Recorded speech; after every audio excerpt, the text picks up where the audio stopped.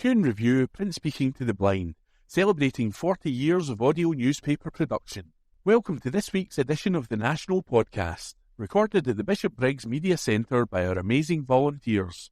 You can get in touch with us via Facebook, Twitter or Instagram using @KuhnReview, that is @CuendReview.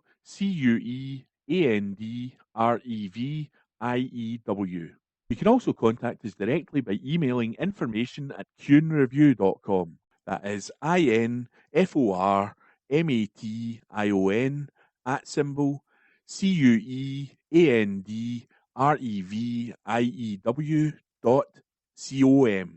or by calling 0141 772 3976. That's 0141 772 3976. This is from The National on Friday the 15th of December 2023, from the Culture section. Brian Cox reads Last Poem by famed Palestinian poet Refat Alaria. This article is written by Adam Robertson. Scottish actor Brian Cox has paid tribute to a Palestinian poet and teacher who was killed amid the ongoing conflict in the Middle East. In a video posted on Twitter, X, by the Palestinian Festival of Literature, Cox read the last poem by respected academic and writer Refat Alaria. Alaria was killed in an Israeli airstrike on Gaza on December the 6th, along with his brother, sister, and her 4 children, according to reports. He had posted his poem, If I Must Die, on social media on November the 1st. On December the 12th, the Palestine Festival of Literature posted a video of Cox reading the last poem that Alaria published. The video then showed Cox reading the poem aloud. If I must die, you must live to tell my story, to sell my things, to buy a piece of cloth, and some strings, it runs. Make it white with a long tail, so that a child somewhere in Gaza, while looking heaven in the eye, awaiting his dad who left in a blaze and bid no one farewell, not even to his flesh, not even to himself, sees the kite, my kite you made, flying up above, and thinks for a moment an angel is there bringing back love. If I must die, let it bring hope, let it be a tale. Many took to the comments section to praise Cox, with one saying it was an excellent reading, while another thanked the actor for honouring the poet. This left me in tears, one user wrote. The video was posted just a few days after the Succession star hit out at the UK government's awful Rwanda scheme. He was among a number of well-known figures to sign an open letter to political leaders, urging them to commit to a fair new plan for refugees. That article was written by Adam Robertson. This is from The National on Friday the 15th of December 2023, from the comments section. Labour and Conservatives are just plain cruel over immigration. This article is written by Alan Smith. Immigration has had a positive social and economic influence on Scotland. Although this is an opinion piece, these are facts. Much of what is written about immigration is increasingly not about facts. A poisonous and divisive agenda led by UKIP is now setting the UK policy. The Conservatives and increasingly the Labour Party are playing along and doing little to challenge this. I wrote these words in 2014 in a piece for the Sunday Herald. Yet, sadly, it remains as true now as it was then. The only thing that has changed is the names of most of the players, and that UKIP shed its skin to become the Brexit Party, then again to the Reform Party. The Rwanda policy is a hideous sideshow. There are ways to stop the boats crossing the English Channel into England, and the Rwanda policy isn't it. It is a hydra that seems to continually morph and grow new arms, legs and heads the more it becomes clear it is utterly unworkable. By the time you hear these words, we will know the result of tonight's vote. Where will it have been either slain or fatally wounded? It will not survive in the long run, because it is a walking contradiction which supposedly defends Britain, but also clearly breaches international law. In Scotland, our historic problem has been exporting our people, not having too many. From the clearances where whole swathes of the Highlands and Islands were emptied right through to the 20th century, as Scots sought a better future in the likes of Detroit, Patagonia, or even, as in the case of my family, the Middle East. Or indeed England or the rest of Europe. The population of Scotland in 1910 was around 4.74 million, not a million miles away from the number recorded in 2022, at 5,436,600. As noted in the Scottish Government's Building a New Scotland series, it was EU membership which reversed this trend, not the UK Government. And what a positive story immigration has been for Scotland. In every sector and walk of life, those who have come to our country have helped enhance it. From cuisine to the arts, from business to politics, we have seen the fruits of immigration. If you're here, you're one of us, part of our community and with an equal stake in its future. I remain deeply proud that our Scottish Parliament legislated to make voting entitlement for Holyrood and local elections based on residence rather than nationality. Yet all we see from the Conservatives, and increasingly the Labour Party as well, is that they blame too many people for UK's woes instead of the political decisions both parties have taken in the past. The need for a young, dynamic workforce has never been greater, in part due to Brexit. There are serious shortages within the workforce, with most businesses, 63.5%, reporting that worker shortages led to employees working increased hours or the business was unable to meet demands, 41.6%, according to Scottish Government figures. The three worst affected business sectors are accommodation and food services, construction and admin and support services. Instead of addressing the issue, though, the Tories are hell-bent on making it impossible to come to these islands. The huge increase in the income requirements to bring an overseas partner to the UK to £38,700 is obscene. There should be no threshold at all, but this move puts it above the UK average wage. It discriminates against women due to the gender pay gap, students and those who want to set up a small business. The salary must be earned by the UK citizen, resulting in situations in which somebody with a highly paid job cannot come to Scotland because their partner does not earn above the average wage. This policy will split up families and cause severe hardship to thousands of UK citizens, and the boats will keep coming with individuals being extorted by criminal gangs as the government turns their back on them. Shame on them. Cruelty risks begetting more cruelty. If the UK was serious about tackling illegal migration, it would enhance international arrangements with France and Belgium over the Channel crossings. If it were serious about tackling the people smugglers, it would provide more legal, safe asylum routes. If it were serious about deterring migration, it would not cut the international aid budget, thereby increasing the incentive for desperate individuals to flee their home countries in the desperate search for a better life for themselves and their families. If you have crossed deserts, multiple oceans, been extorted and violated by criminal gangs, risked life and limb to cross some of the busiest shipping lanes in the world, the threat of being one of a handful of people being deported to Rwanda will not deter you. The UK parties have tied themselves in knots over immigration because they view it fundamentally wrongly, having accepted UKIP's premise. It is not a problem to be managed. It is something we know in Scotland we badly need more of. Only with independence can we have an immigration system which is rational, compassionate and tailored to our needs as a country, complies with international law and helps those who have nowhere else to turn. The Scottish Government's papers on building a new Scotland set out how we would do this, and I would urge you to read them if you have not done so.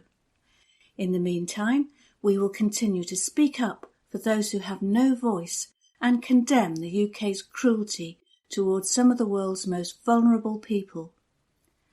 That article was written by Alan Smith. This is from The National on Friday the 15th of December 2023. From the news section. Scottish councils will have the power to double council tax on second homes. This article is written by Steph Braun. Councils will have the power to double council tax on second homes after new regulations were agreed in Holyrood. The measures, which the government says aim to prioritise housing for living in, will bring second homes in line with council tax policy on long-term empty homes. Council chiefs in Perth and Kinross have already approved plans in principle to increase the tax by 100% when the measures are introduced in April. It is thought the council will generate around £2 million in 2024 to 25 as a result. The region has 1,160 second homes, while Scotland has 24,287 at the end of September 2022, according to the most recent figures. Second homes are currently subject to a default 50% discount on council tax.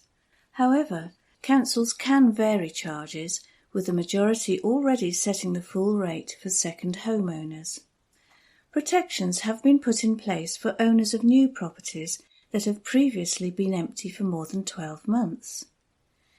They have been given a 6-month grace period, with the potential for an extension to incentivise home buyers who need to complete renovations. A home is classed as secondary if it is not used as a primary residence but is occupied for at least 25 days in a year. Local government leaders at COSLA previously backed the plans, which were a commitment in First Minister Humza Yousaf's programme for government. Public Finance Minister Tom Arthur welcomed the passing of the important legislation. He said, "These changes to council tax were a commitment made in our programme for government and aim to make sure the tax system works as an incentive to prioritise homes for living in." A majority of those who responded to our consultation earlier this year supported councils being able to charge a council tax premium on top of regular rates for second homes. By protecting those renovating an empty home from paying the empty home premium, we are incentivising new ownership and giving them time to organise and undertake the work necessary to bring it back into use. COSLA's resource spokeswoman Katie Hagman said, "I am delighted that this very important legislation has now been given parliamentary approval. COSLA very much welcomes the ability for councils to take the decision to increase the premium on second homes in their areas.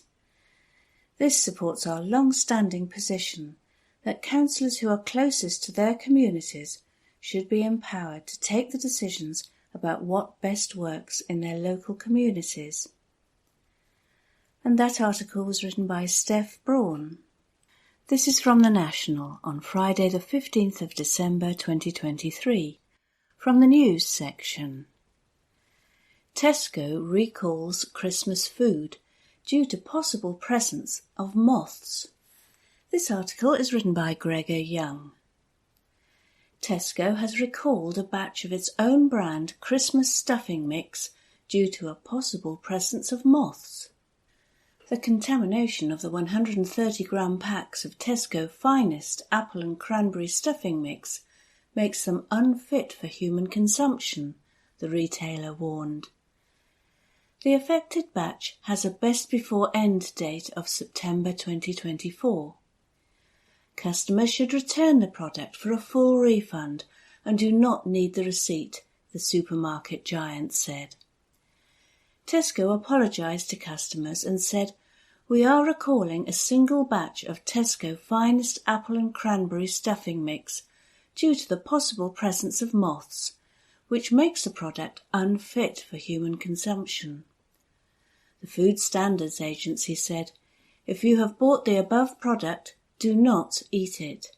Instead, return it to the store from where it was bought for a full refund." For further details, please contact Tesco Customer Services on 0800 505 555. That's 0800 505 555. It is understood the moths may have got into the stuffing mix through one of the raw ingredients. That article was written by Gregor Young. This is from The National on Friday the 15th of December 2023, from the news section. The 29 police stations facing closure in Scotland. This article is written by Ross Hunter. Police Scotland has announced that 29 stations are at risk of closure as the force seeks to plug a funding gap. Deputy Chief Constable Malcolm Graham said parts of the large and ageing estate were no longer fit for purpose and that 14 of the stations did not have public access. Officers and staff at those stations are set to be moved to other stations, while 16 other locations which are either vacant or unused will also be under review. The locations of many inherited buildings no longer meet the requirements of local communities, and in some cases the organisation is currently maintaining multiple buildings in the same area, he said. Some of the buildings are just a few miles apart, others are used by only a handful of police officers or staff and have no public access. The stations currently at risk of closure are in Edinburgh and Fife, Balerno, Fetters, Leith, West End, Portobello, Oakley. In Glasgow and West, Castlemilk, Saracen, Bishopbriggs, Milngavie, Stewart Street, Gorbals, Baillieston, Pacific Quay, Paisley, Fergusley Park, Greenock, Dumbarton, Alexandria and Ayr, and in Tayside, Dundee Annex, Rye Hill, Hilltown, and in the Highlands and North East, the Muir of Ord, Maastricht, Rosemount, Seaton, Winhill and Torry. Graham added that the majority of staff being relocated would not have to move more than 4 miles from their current workplace. Our presence in communities is not defined by buildings, but by the officers and staff who work there, he said. We have already introduced technology that enables our officers to remain in local areas, reducing the need for them to return to police stations to deal with paperwork. It comes after new Chief Constable Joe Farrell said the force would need an extra £128 million in the upcoming budget to restart recruitment and cover a recent 7% pay award. She told the Scottish Police Authority board meeting that without the funding, officer numbers could drop by as much as 1,500. That article was written by Ross Hunter. This is from The National on Friday the 15th of December 2023. From the news section. 3 found guilty of murdering Caroline Glacken 27 years ago. This article is written by Ross Hunter. 3 people have been found guilty of the murdering of a teenager in Scotland 27 years ago. Robert O'Brien, 45, Andrew Kelly and Donna Marie Brand, both 44, have been found guilty at the High Court in Glasgow of murdering 14-year-old Caroline Glacken on August the 25th, 1996. Prosecutors said the three accused arranged to meet the teenager at a bridge near a towpath beside the river between Renton and Bon Hill. They then assaulted the 14-year-old, shouted and swore at her, and repeatedly kicked and punched her on the head and body. The trio threw bricks or similar instruments, causing blunt force injuries to her head and body, before pushing or causing her to fall into the river, and ultimately murdering her. The jury retired to begin its deliberations on Tuesday, and returned unanimous guilty verdicts for all three on Thursday afternoon. That article is written by Ross Hunter. This is from The National on Monday, 18th December 2023. From the Politics section. Joe Biden quietly shelves trade deal with UK ahead of election. By Hamish Morrison. Joe Biden has reportedly shelved a trade deal with the UK ahead of the 2024 presidential election. Negotiations were due to go ahead before the end of this year, according to a draft outline of the pact prepared by the United States Trade Representative's Office, Politico reported. But Biden has faced opposition at home, and there have been disagreements between the US and the UK on the details of a deal. One person familiar with the negotiations told Politico they did not believe the proposed deal would re-emerge. Talks were intended to be finished before the US presidential election and the expected UK general election next year. The deal was reportedly closer to Indo-Pacific Economic Framework for Prosperity than a full free trade deal because it only dealt with regulations and non-tariff barriers.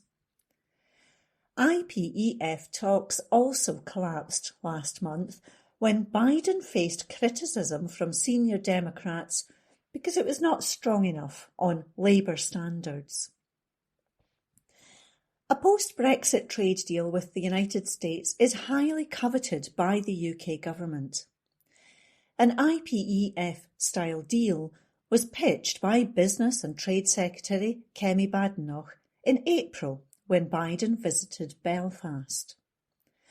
One person, briefed on recent talks between the two countries, said the vibes were quite tough from American diplomats, adding, "They just doubled down on, you guys really need to lean into the worker-centric trade policy and put yourself in the shoes of somebody in Pennsylvania." They said that the American negotiators gave the message, does this improve the lot of the farmers in Iowa? Does this help the US economy? And if it doesn't, they're not going to do it. There has also been pushback on the British side after Rishi Sunak previously ruled out allowing chemical washes or hormone-injected beef imports into the UK. The Scottish Government has also complained about a lack of consultation on the talks with agriculture devolved to Holyrood. Badenoch previously said there was a zero chance of a deal with the US while Biden was in office, claiming he was in hock to trade unions. A UK government spokesperson told Politico, the UK and US are rapidly expanding cooperation on a range of vital economic and trade issues, building on the Atlantic Declaration announced earlier this year. That article was by Hamish Morrison. This is from The National on Monday, 18th December 2023. From the Politics section. Rishi Sunak visits Scotland amid Michelle Mone scandal. By Xander Elliots. Rishi Sunak is visiting Scotland amid an ongoing scandal over COVID contracts awarded to a firm recommended by Michelle Mone. On Sunday, the formerly Conservative Baroness admitted to lying to the media for years about PPE MedPro, insisting she had no connection to the firm and did not stand to benefit from some £200 million in UK government contracts given to it. Questions have been raised for now Levelling Up Secretary Michael Gove, whom Moan named specifically, and Scottish Tory leader Douglas Ross, who was a UK government minister at the time of her lobbying. As the scandal rolls on, Sunak is visiting Murray.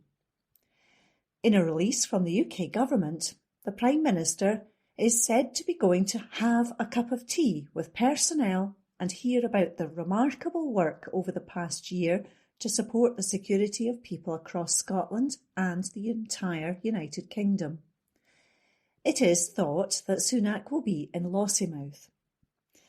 Downing Street said that he will also have a video call with members of our armed forces who are stationed abroad over the festive period and are unable to be with their families. Sunak will speak to the Scottish media and is likely to face questions on the Moan scandal. He was Chancellor of the Exchequer at the time she lobbied for PPE MedPro to be awarded government contracts. Sunak has taken on the role after the resignation of Sajid Javid, who took issue with the amount of control which Dominic Cummings and Boris Johnson wanted over the Treasury. Sunak's visit also comes as the UK government faces legal action over its approval of the Rosebank oil field. Campaign group Uplift claims the Energy Secretary failed to show how Rosebank, one of the largest untapped oil reserves in UK waters, aligns with the government's net zero plan for 2050. In a separate case, Greenpeace says the approval process did not consider the pollution that would come from burning the oil once produced, and that the project itself would be too damaging for marine wildlife. The government said it strongly rejects these claims and will contest any challenge. That article was by Xander Elliards. This is from The National on Monday, 18th December 2023. From the News section. School meal debt to be wiped out in Scottish budget. By Steph Braun. First Minister Humza Yousaf has said his government will set aside cash to wipe out Scotland's school meal debt, according to reports. With Finance Secretary Shona Robinson set to announce the budget on Tuesday, it has been revealed families will get a major boost with an emergency pot, thought to be worth about £1.5 million, to be created for writing off the debt.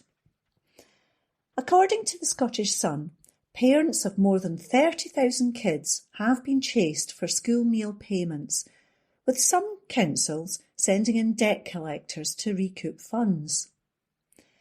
Research by the paper revealed a total of £1,763,762 was owed by pupils for their lunches, an increase of 60% on last year's figure. Charity bosses have welcomed the move, which will help ease the burden on those families struggling to make ends meet. Children's charity Aberlour had warned debt had started to rack up again, leaving stressed families feeling ashamed. The problem is mainly affecting low-income families who do not qualify for free school meals, which are means-tested benefits. In response to a letter sent by the Sun and Aberlour to the First Minister, Yousaf replied, "You will be aware that the Scottish Government is committed to supporting families across Scotland during these difficult economic times, including the game-changing Scottish Child Payment, as part of a package of measures which are seeing an estimated 90,000 fewer children in Scotland live in poverty this year." However, we are not complacent and continue to look at ways we can further support people across the country. While school meal debt is ultimately a matter for councils, I am conscious of the fact that we are in the midst of a cost of living crisis as a result of Brexit and the UK government's disastrous mismanagement of the economy. Aberlour's research has found that children in primary schools not eligible for free school meals will still get fed at school, even if they have no money on their prepay account or don't have a packed lunch. But the cost of that school meal is added to their account, meaning debt begins to build up. Children in high school would often have to endure stigmatising processes to get something to eat, such as having to tell staff they have no money for their lunch. The charity has called for income thresholds for free school meals to be increased. It has also been reported USAF could introduce a new income tax band for high earners when financial plans are announced on Tuesday. However, Robinson refused to confirm this on the BBC's Sunday show. That article was by Steph Brown. This is from The National on Monday, 18th December 2023, from the News section. Scottish cafe forced to close until further notice after fire, by Gregor Young. A Scottish cafe has been forced to immediately close its doors until further notice after a fire. Emergency crews were called to the Hugs and Mugs cafe on Pollokshields Road in the south side of Glasgow on Sunday evening. The Scottish Fire and Rescue Service confirmed that they had received a call to a report of a bin on fire near the cafe.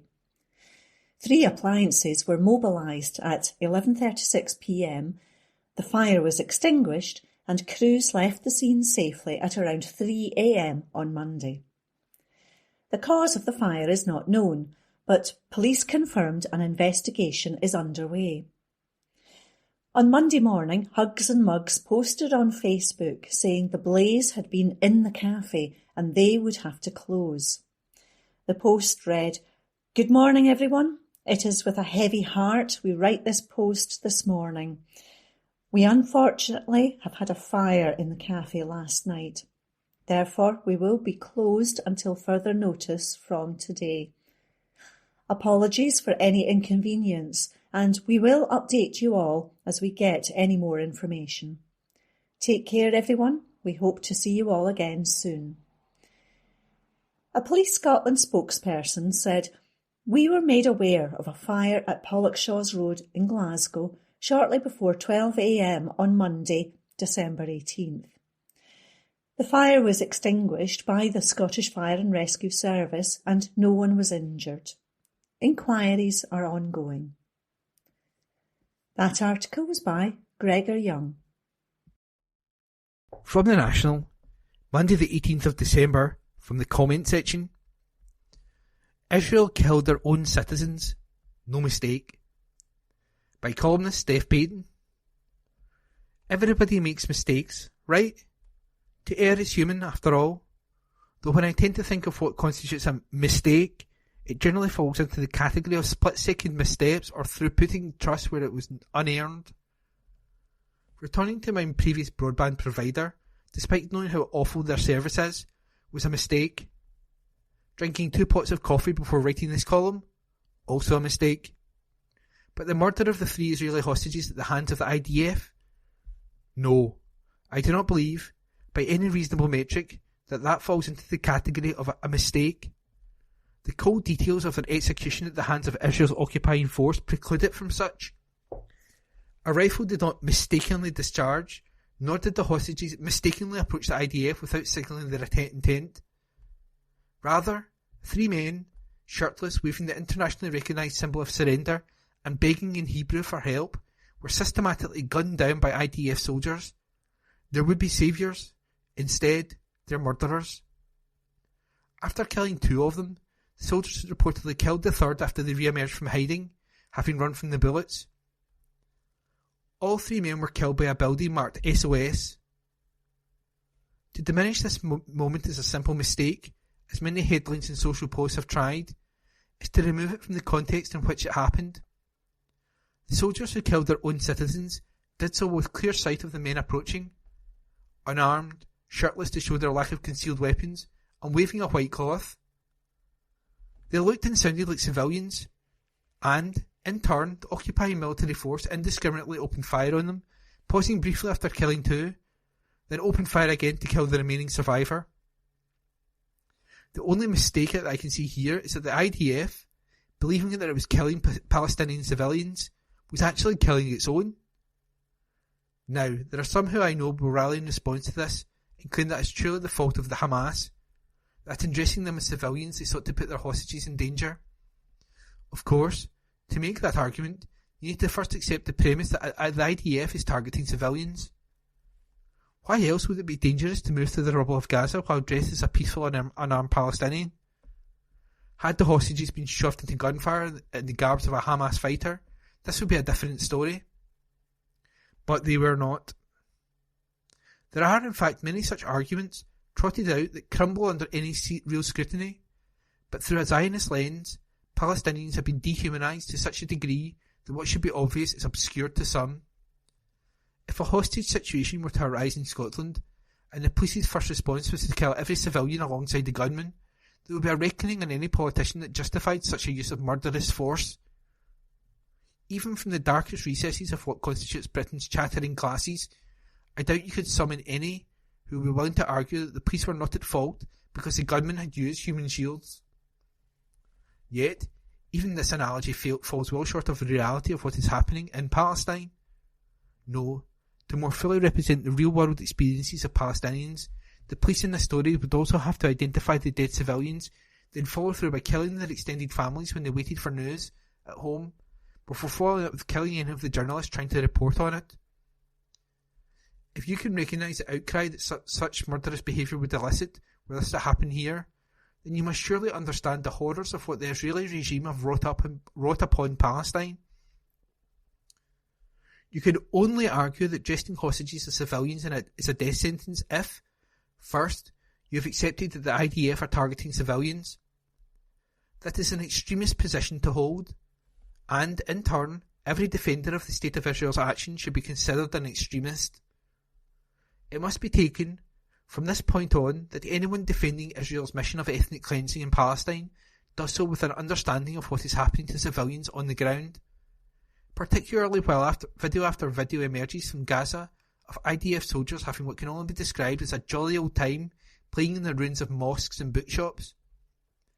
Who knew genocide could be such fun?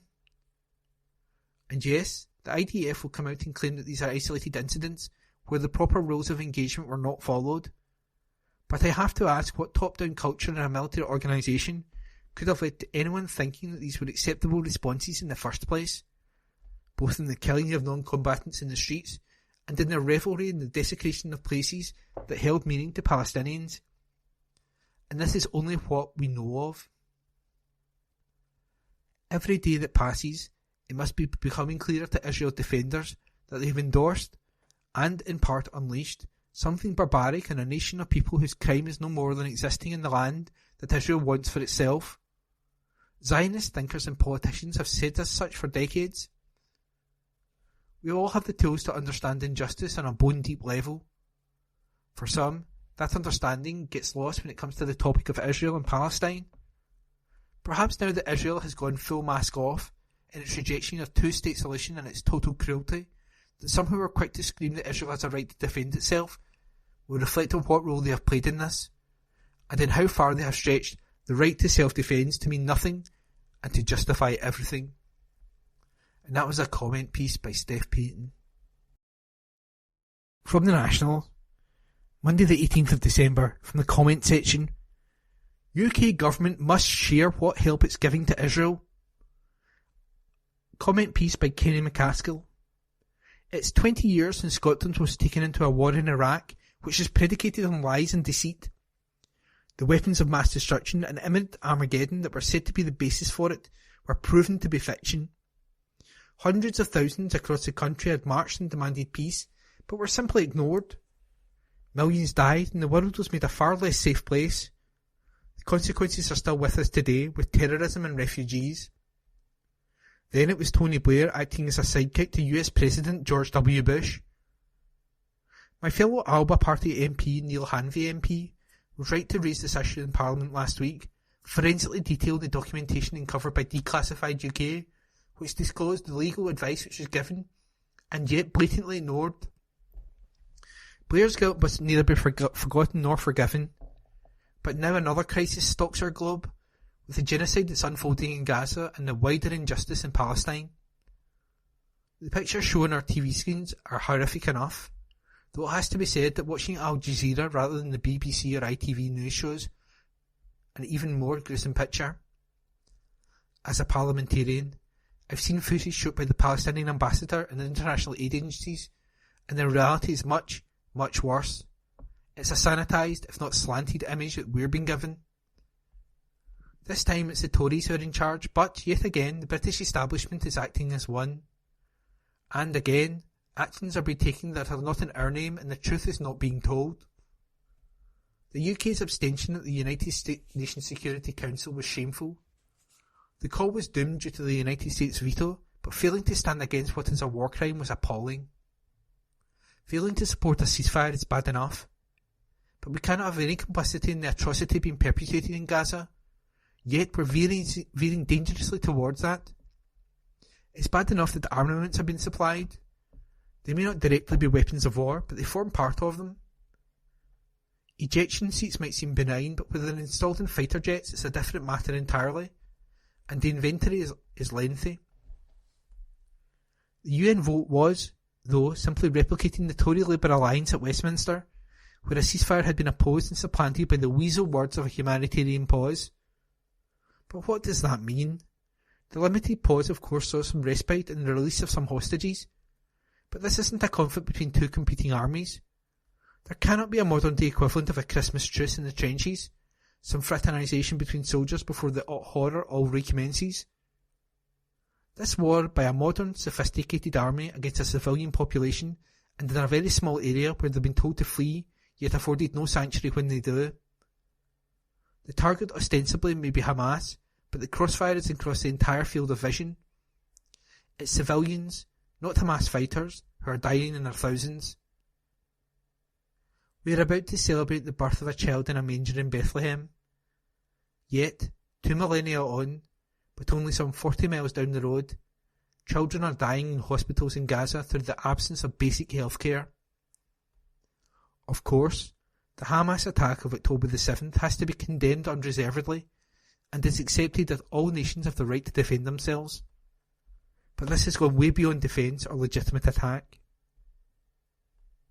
It's entirely disproportionate, and is now becoming an atrocity. But, as with 20 years ago, the actions being taken by the UK government are not in our name, and the obfuscation and lack of answers as to UK involvement are similar. Why have 500 additional UK military personnel been deployed to Cyprus, where there's already a substantial contingent there? Questions as to whether their special forces meet the usual refusal to answer in their whereabouts or actions. Initially, questions regarding the use of RAF Akrotiri in Cyprus for involvement with Israel were subject to a Administrative Defence block. When it failed to renew it after a recess, a question was sneaked under the radar, and more has been coming out. But more worryingly, much is still not being told. RAF Akrotiri has seen many flights made by UK military to Israel, but much of who, what and why they're travelling isn't disclosed. Similarly, the US military have been allowed to use it, and they are supplying Israel. Despite repeated questions as to what they're providing, we're not being told. It's not just UK citizens, but the government of the Republic of Cyprus which has been kept in the dark. This is denying us and endangering them. We've been told that unarmed UK surveillance drones are being flown over Gaza for the purpose of locating hostages. No one can object to that, but when pressed on what other information might be gathered and to whom it might be given, The response was obfuscation and weasel words. It's simply not good enough that this might be supplied to the Israel Defence Forces. Military aid has been provided to Israel, but the answer was that it was restricted to medical supplies. However, this wasn't vaccinations for children or replacement hips for the elderly. Instead, it could only be described as medical equipment for combat zones. That isn't humanitarian aid, even if the life of an Israeli soldier is as precious as that of a Palestinian child. We shouldn't be assisting Israel in being in Gaza. We should be insisting on it getting out. It seems clear Israel is intent on clearing the Palestinians from Gaza, and in any event the rubble that remains will make civil life impossible. This is becoming a second Nakba, and it needs to be stopped. Sunak must cease being supine to both Israel and President Biden. Who can stop this? We must not be complicit as Bear was with Bush in Iraq. This is not in our name. And that was a comment piece by Kenny McCaskill. From the National, Tuesday the 19th of December, from the comment section, anti-imperialist politics must be consistent from Gaza to Taiwan, by Jerry Hassan, columnist. This year is the 20th anniversary of the disastrous, illegal Iraq War. Much of the current global order, in particular the Middle East, are direct consequences of that wound. The West's domestic policies 2 decades ago were driven by the illusions and deceits of a progressive globalisation, where economic liberalisation and privatisation, alongside the IMF and WTO agenda reducing tariffs and trade barriers, was meant to produce a world of greater global prosperity and an expansion of human rights and freedom. This vision, heavily promoted by the likes of Tony Blair and Bill Clinton, has not occurred. Instead, we now live in an age of global disorder, instability and disruption, partly shaped by the false promises and hubris of a progressive globalisation. Yet, from Palestine to Ukraine to China's increasing belligerence towards Taiwan, we are living in an age of unbridled imperialism, significantly shaped by the power interests of the West, acute geopolitical tensions and the decline of the US. The inexorable decline of the US can be seen economically, politically and geopolitically, alongside the relative decline of Europe and the West, the UK included. In this, a major factor has been the rise, increasing assertiveness and global influence of China, which across Asia, Africa and Latin America is increasingly rivaling the West. The West's reputation never recovered in the aftermath of 9/11 and the military overreach and the interventions in Afghanistan and Iraq. Politicians across the West and the US and UK failed to heed the lessons of these ill-thought-out, disastrous military expeditions, and, 20 years after Iraq, there is little sign that America knows how to embark on a foreign policy which does not add to regional instability and the anger in the Middle East and beyond. Witness the balance of forces in recent UN votes. At the UN Security Council debate just over a week ago, on an Article 99 resolution brought by the UN Secretary-General calling for an immediate ceasefire in Gaza, 13 of the 15 Council members voted for it, including France, while the UK abstained and the US vetoed it. Similarly, in the more recent General Assembly vote in a non-binding resolution, 153 states voted for a ceasefire, 23 abstained and a mere 10 opposed it. The UK again abstaining and the US opposing it. Such is the emerging balance of opinion across the global south. Increasingly, it rejects the West's view of the world and its interest and is prepared to advocate and chart an independent course, sceptical of the West's geopolitical interests. In this environment, various sub-imperialist states have become important regional players. In the Middle East, this includes the likes of Saudi Arabia, Turkey, UAE, Qatar and Iran. In the ongoing Israel-Gaza conflict, for example, the tiny Gulf state of Qatar has played a major diplomatic role, negotiating the release of Israeli hostages held by Hamas and the brief humanitarian pause, which saw a temporary cessation in hostilities. The current state of the world cannot be understood without recognising the role of imperialism, Western imperialism in particular. Israel was born in the aftermath of the Second World War and Holocaust due to the chaotic retreat of the British Empire in the region and fueled by the debts incurred to the UK in 1939 to 45. The story of the UK in the Middle East, the 1917 Balfour Declaration, the collapse of the Ottoman Empire post-World War I, leading to a British mandate of the newly created territory of Palestine, is well known. Less understood is the role of British authorities in the 1920s and 1930s, encouraging Jewish settlement in what was Palestine and supporting the idea of Israel. Ronald Storrs, the first military governor of Jerusalem under British rule, said that Israel was intended to be a little loyal Jewish Ulster in a sea of potentially hostile Arabism. Unfortunately, but revealing words, considering that Northern Ireland was created by arbitrary partition and British retreat. The actions of the Israeli state must be seen in this light. The creation of Israel in 1948 to provide a Jewish homeland imposed partition on what had been the territory of Palestine. This led to war between Jews and Arabs, victory for the former, and the ethnic cleansing of at least 750,000 Palestinians from their homes, called the Nakba by Palestinians, meaning catastrophe in Arabic.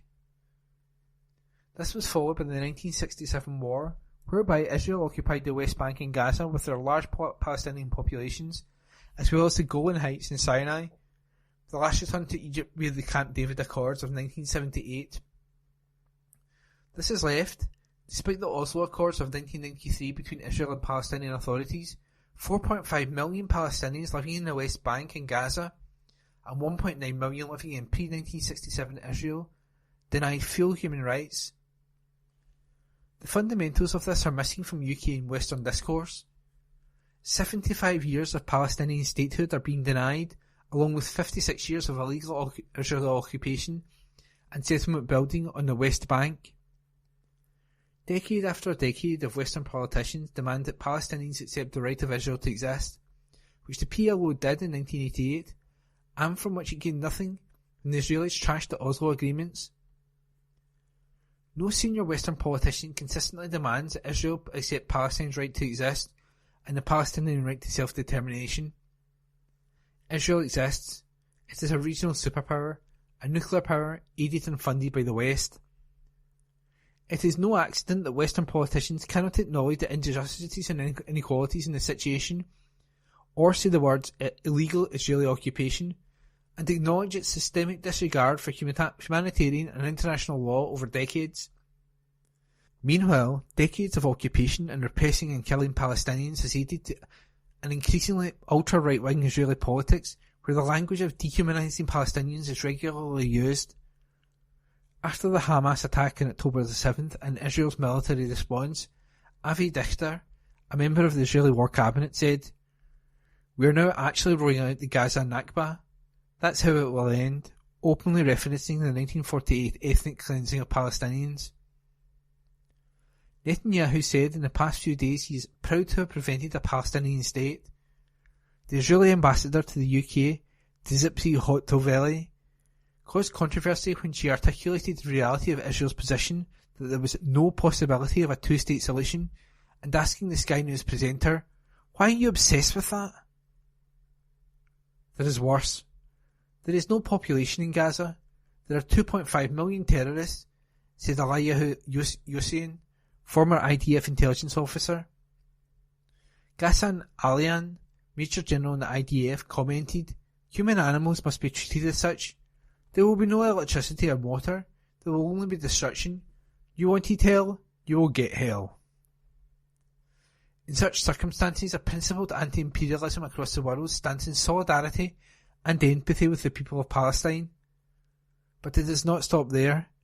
It unequivocally champions the cause of Ukrainian and Ukrainian independence in the face of Putin's aggression and recent invasion of February 2022. Supporting the cause of democracy, human rights and freedom while opposing military invasion and repression is beyond many across the world. For example, the US and UK states are, whatever the qualifications of Joe Biden and UK Foreign Secretary David Cameron on Israel's actions, supporting their operations in Gaza with logistical and intelligence information, as well as with US aid and weaponry.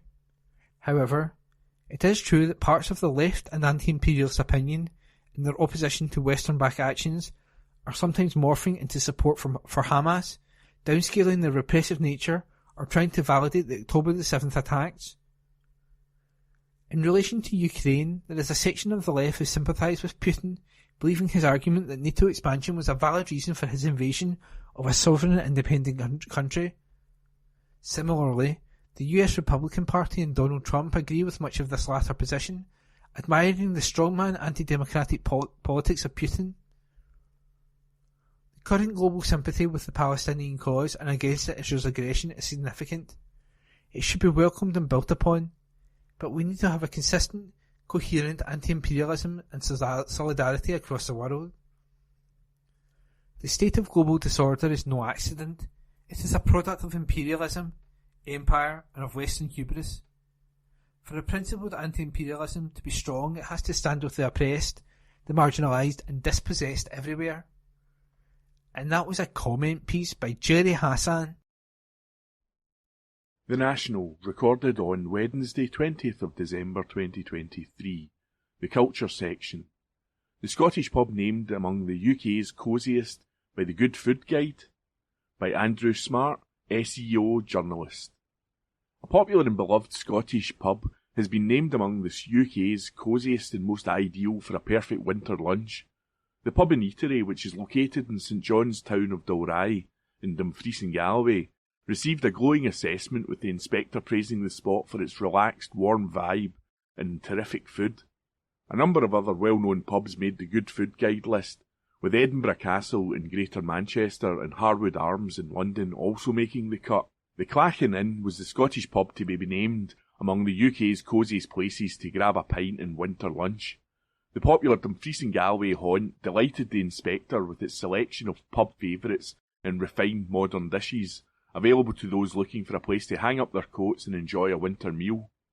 Speaking of the pub, the Good Food Guide said, "As you drop into pretty St John's town of Dalry, you'll find the Clachan Inn, proclaimed by visitors as possibly the best of all pubs and quaint and cosy, with flagged floors, open fires, great beer, a relaxed warm vibe, and terrific food." Speaking of the food, the guide added, "The menu offered one July lunchtime delighted an inspector, with plenty of pub favourites. The haggis Scotch egg is a belter, the golden yolk pulling gently over gamey meat and a sharpish piccalilli, alongside refined modern dishes such as mackerel with stewed nduja and heritage tomatoes, or wood pigeon with a perfect pea risotto, black garlic and pickled girolles. For those looking for a lighter lunch menu, the guide nodded to dishes like the ox cheek on dripping sourdough with a buttered duck egg, the char-grilled halloumi wrap with sweet potato fries, and the pub's epic fish finger sandwich, which it described as a local favourite, by Andrew Smart. The National News on Wednesday, the 20th of December. 50% of homes on full fibre broadband. An article written by Gregor Young. A record 1.4 million homes, more than half of all residential premises, now have access to full fibre broadband in Scotland, according to a report. Ofcom's latest Connected Nations report showed 53% of Scottish homes now have access to full fibre, up from 41% last year. And 5G mobile coverage in Scotland continues to grow rapidly. Full fibre broadband is more reliable and resilient than copper. Gigabit-capable networks, which include both full fibre and cable, also deliver faster upload and download speeds that make for a better experience when gaming, working and video calling. For the first time, full fibre broadband is available to over half of homes in all 4 of the UK nations. Northern Ireland leads the way, with over 9 in 10 homes able to get full fibre. In Scotland, over half of homes now have access to full fibre broadband, up from 41% last year. Overall, 28% of homes and businesses that can access full fibre broadband in Scotland have taken it up, in line with levels of take-up across the UK. Gigabit-capable broadband is now available at over 72% of Scottish homes, with superfast broadband providing download speeds of at least 30 megabits per second, available to 95% of residential properties. The rollout of full fibre broadband reaching over half of Scotland's residential properties represents a significant milestone, enabling faster and more resilient connectivity for hundreds of thousands of customers. Both fixed broadband and mobile connectivity across Scotland are continuing to improve and offer those benefits to communities across the country. The availability of 5G continues to grow rapidly, with estimated coverage provided outside of Scottish premises by at least one mobile network operator of 80%, a rise from last year's 57%. Scotland has the second highest range of 5G coverage outside premises across individual operators of the 4 UK nations. The majority of mobile traffic in the UK continues to be carried over 4G, accounting for over 4/5 of total data traffic. There's been a small but notable increase in 4G coverage across Scotland's landmass, with 84% able to access it from at least one mobile network operator, up from 83% in 2022. 4G coverage from all 4 operators is available across nearly half of Scotland, up from 46% in 2022, delivering enhanced mobile connectivity, in particular to rural communities. Across the UK, mobile network operators are starting to switch off their 3G networks, with EE, Vodafone and Three planning on doing so next year, followed by Virgin Media O2 in 2025. Ofcom data shows that there are around 2.4 million devices in the UK still reliant on 2G or 3G networks, which has more than halved from last year's estimated 5.5 million. An article written by Gregor Young. The National World News on Wednesday, the 20th of December. Huge eruption at Iceland volcano. An article issued by the National News Desk. A volcano has erupted in southwest Iceland after several weeks of intense earthquake activity. The eruption started late on Monday night in the Reykjanes Peninsula, north of the fishing town of Grindavik, from which 4,000 people were earlier evacuated. The region around the capital, Reykjavik, has been experiencing an increase in earthquake activity since late October.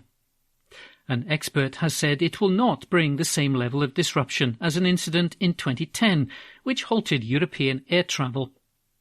The Met Office said that the eruption was located about 4 kilometres or 2.5 miles northeast of Grindavik, and that the seismic activity was moving towards the town. The eruption turned the sky orange and prompted civil defence to be put on high alert. Grainy webcam video showed the moment of the eruption as a flash of light illuminating the sky. As the eruption spread, magma or semi-molten rock could be seen spewing along the edge of a hill. Vidar Reynisson, head of Iceland's Civil Protection and Emergency Management, told the Icelandic public broadcaster RUV the magma flow seems to be at least 100 cubic metres per second, maybe more. So this would be considered a big eruption in this area at least. Police evacuated the town of Grindavik last month after strong seismic activity in the area damaged homes and raised fears of an imminent eruption. Iceland sits above a volcanic hot spot in the North Atlantic and averages an eruption every 4 to 5 years. Iceland's Foreign Minister Bjarni Benediktsson said on X, formerly known as Twitter, that there are no disruptions to flights to and from Iceland, and international flight corridors remain open. An article issued by the National News Desk. The National News on Wednesday, the 20th of December. Labour grandees mourn at Alistair Darling's memorial service in Edinburgh. An article written by Xander Elliots. Politicians from across the spectrum came together to remember the life of former Chancellor Alistair Darling at a service which contained both personal and political tributes.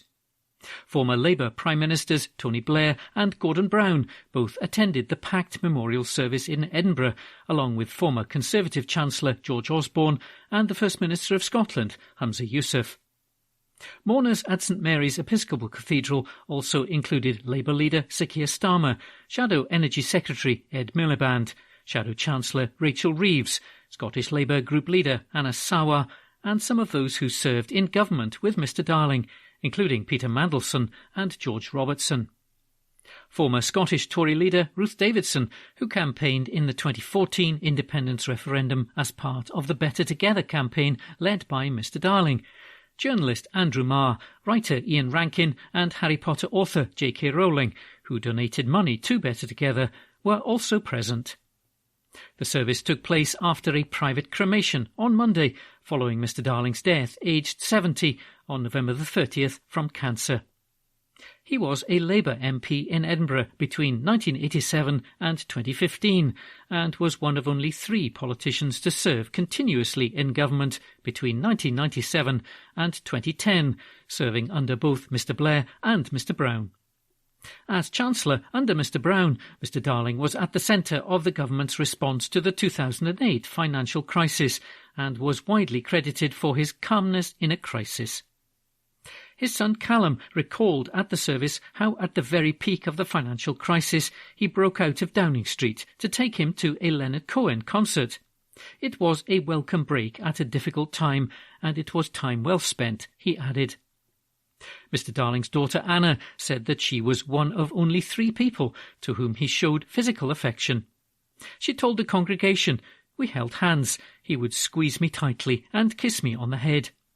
Rest assured, we held his hand until the very end."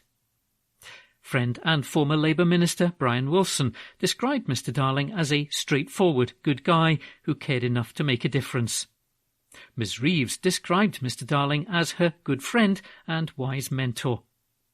The Reverend Canon Marion Chatterley told the congregation that Mr Darling will be deeply missed, but he will never be forgotten. An article written by Xander Elliots. The National News on Wednesday the 20th of December. MSPs to be updated on delayed A9 dualling programme. An article written by James Walker. Transport Secretary Mary McAllan will today update Holyrood on the Scottish Government's delayed plans to dual the A9 road. Former Transport Minister Jenny Gilruth had told MSPs in February this year that work to upgrade the road, which runs from Perth to Inverness, to dual carriageway in its entirety by the original 2025 completion date, was simply unachievable. An update was promised in the autumn, with a statement now being made to Holyrood just before the Christmas recess. It comes after Deputy First Minister Shona Robertson used her budget statement at Holyrood to confirm the next phase of the programme would take place in 2024-2025. This, Ms Robertson said, would include the start of the work on the Tomatin to Moy stretch of the road, as well as work on necessary land acquisition for other sections.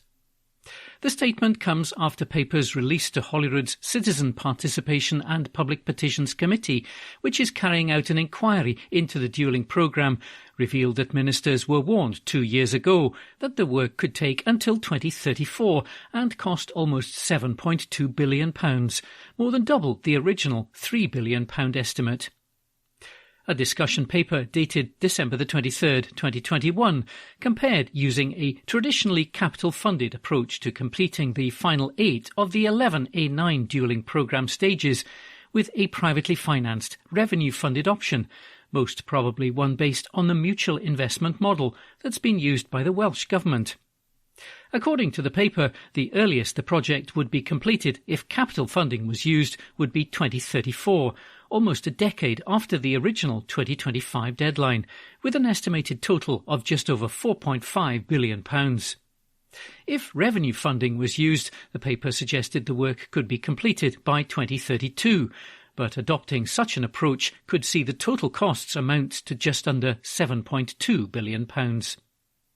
Citizen Participation and Public Petitions Committee convener Jackson Carlow MSP said, "It's welcome news that the Cabinet Secretary will deliver this long-awaited statement, updating Parliament on the A9 dualling project.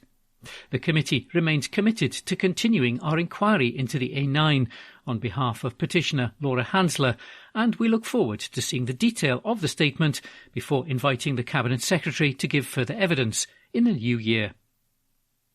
An article written by James Walker. The National News on Wednesday the 20th of December. Names are chosen for the new ferries after thousands cast their votes. An article written by Gregor Young. Names have been announced for the 2 new ferries that will serve the Little Mensch routes in the Outer Hebrides following a public vote.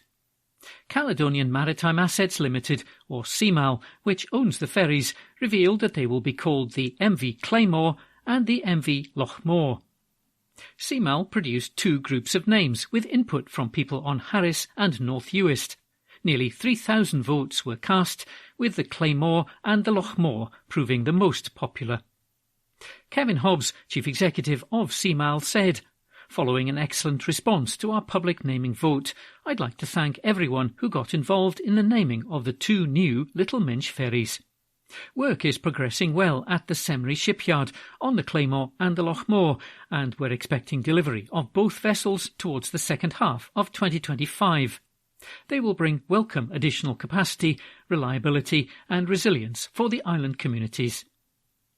Minister for Transport Fiona Hislop said, "It's really encouraging to see members of the public have their say and choose 2 fitting names for the new ferries that will operate on the Little Mensch routes.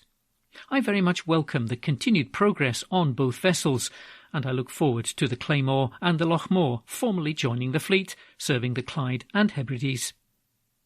Robbie Drummond, chief executive of CalMac, said, "These vessels will provide much-needed resilience to the Little Mensch customers and communities, as well as the wider CalMac network." The 2 new ferries have a clear focus on optimising freight and passenger accommodation, with capacity for up to 450 passengers and 100 cars, or 14 commercial vehicles. This will improve the overall resilience of the wider fleet.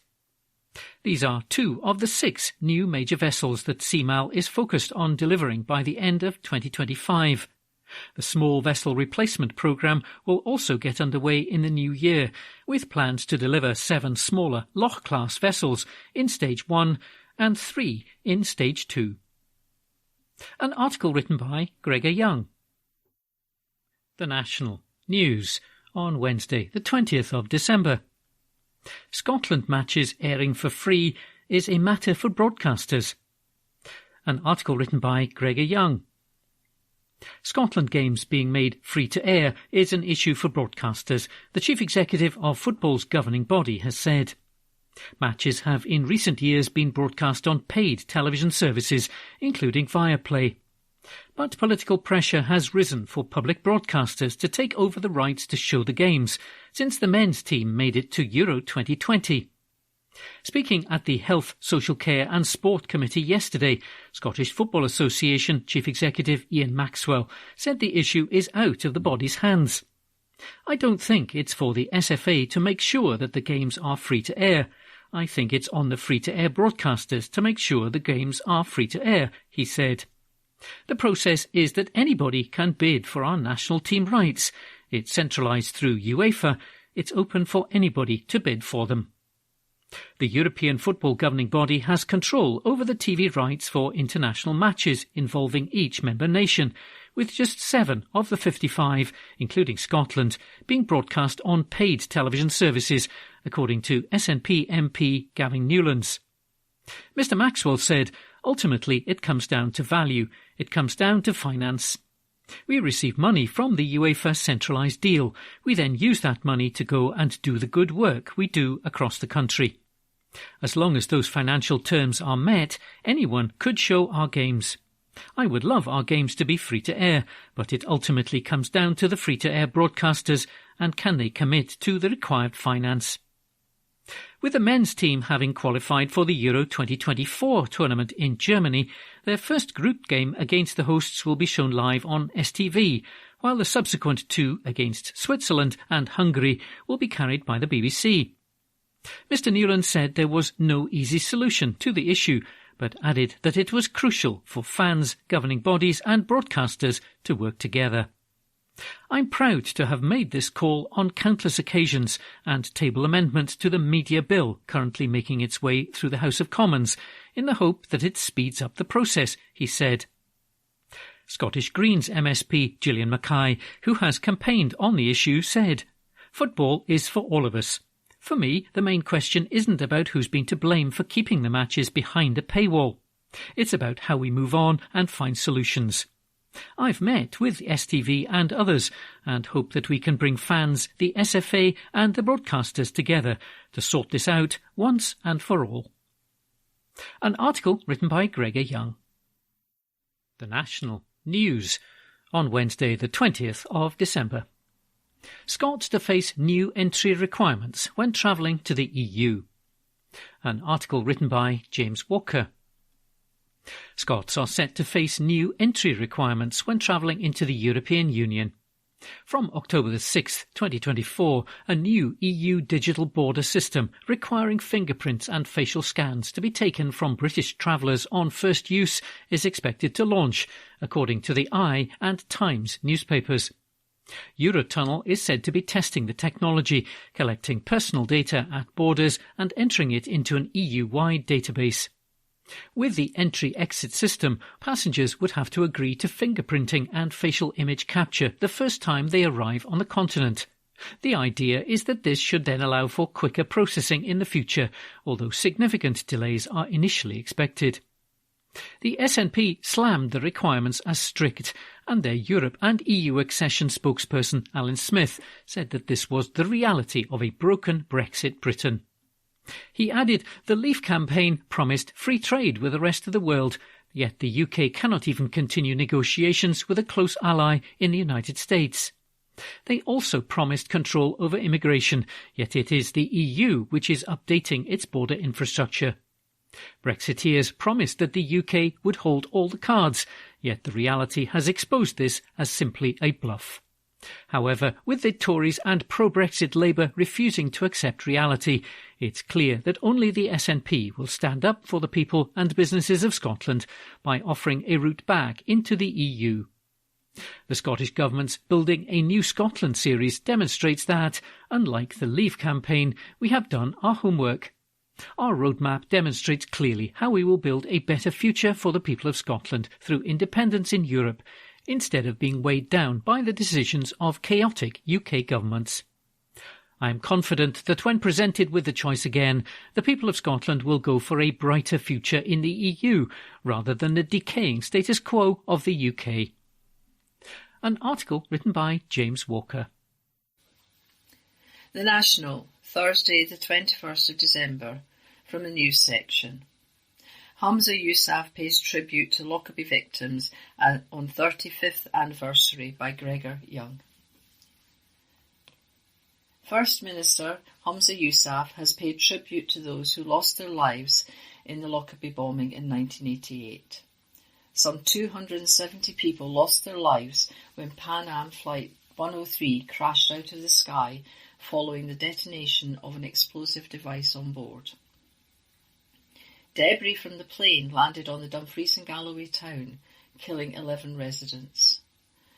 Speaking on the 35th anniversary of the Lockerbie air disaster, First Minister Hamza Yousaf said, "On the anniversary of the terrible events of December the 21st, 1988 in Lockerbie, my thoughts and sympathies remain with all those who lost loved ones on board Pan Am Flight 103 and those in the town of Lockerbie.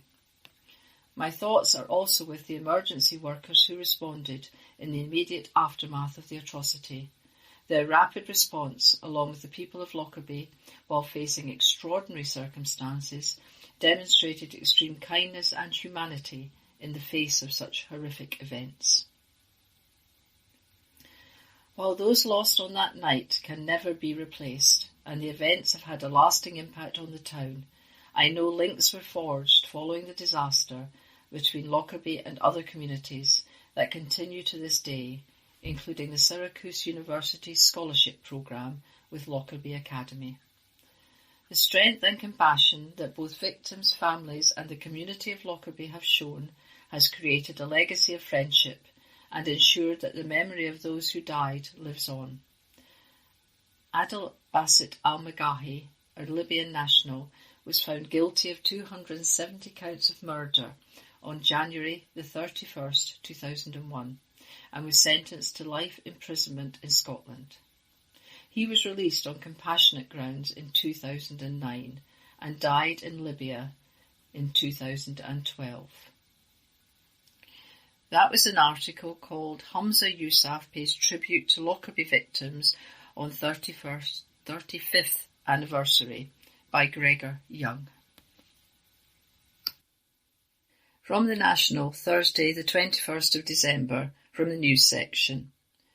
Scotland COVID survey shows doubling in infection rates over 2 weeks by Joe Sullivan.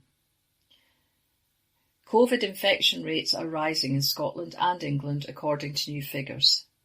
1 in 24 people are expected to have tested positive for the virus in mid-December, up from 1 in 50 at the start of the month and 1 in 66 on November the 14th.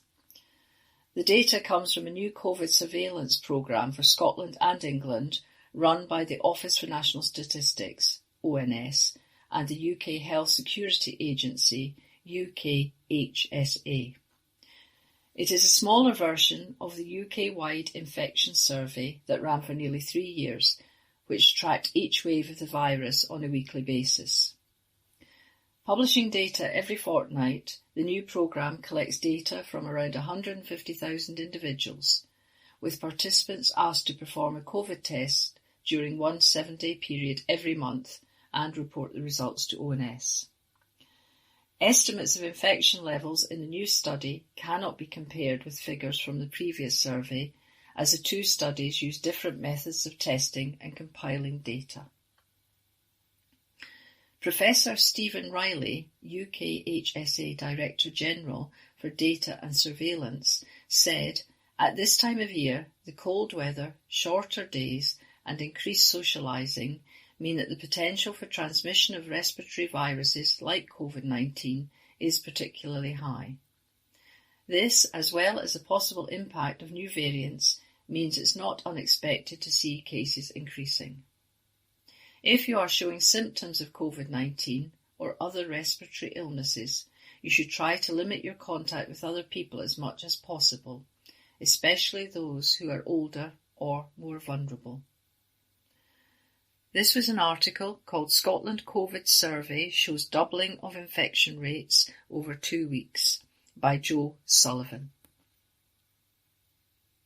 From the National, Thursday the 21st of December, from the Politics section. SNP to keep money from branches as party finances under strain by Hamish Morrison. SNP branches will reportedly be deprived of general election funding as the central party's finances come under strain. A memo to Westminster candidates sent by party treasurer Stuart MacDonald said money set aside for branches would instead be kept by SNP HQ, the Times reports. One party insider told the National if the branches drew down what they were owed, the SNP would go bankrupt.